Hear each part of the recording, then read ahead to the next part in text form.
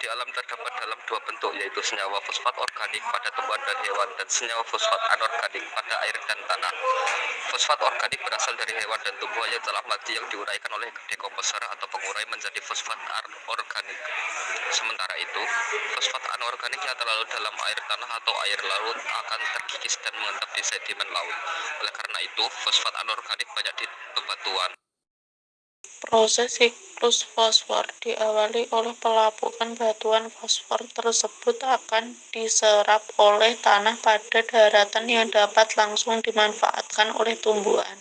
Menyerap fosfat anorganik dari dalam tanah, kemudian hewan akan memakan tumbuhan, dan hewan yang telah mati akan diuraikan oleh bakteri. Fosfat dalam tanah akan dilarutkan ke dalam air, kemudian akan membentuk endapan fosfat sehingga sedimentasi ke dasar laut, kemudian akan dikembalikan ke daratan.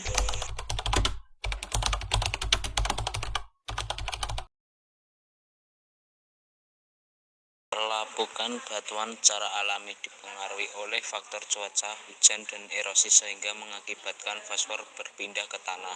Ketika batuan yang mengandung fosfor terkena air hujan, maka akan melepaskan ion fosfat dan mineral lainnya. Selanjutnya, fosfat yang telah terkandung dalam tanah akan dimanfaatkan oleh tumbuhan, jamur, dan mikroorganisme sekitarnya. Pada hewan herbivora dan manusia akan menyerap fosfor yang terkandung pada tanaman ketika mengonsumsinya. Pada hewan karnivora, fosfor akan diperoleh ketika hewan tersebut memangsa hewan karnivora. Dekomposisi fosfor akan kembali ke alam atau lingkungan melalui proses penguraian dekomposisi. Selanjutnya, ketika tanaman atau hewan tersebut mati, fosfat yang telah masuk dalam tanaman atau hewan akan diurai oleh dekomposer sehingga fosfat organik akan kembali ke tanah atau air. Mineralisasi.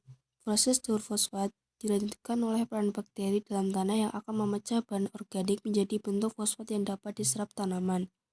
Fosfor yang terkandung dalam air akan terus berjalan siklusnya hingga menjadi sedimen dan menuju lautan. Manfaat siklus fosfor. Fosfor bagi kehidupan.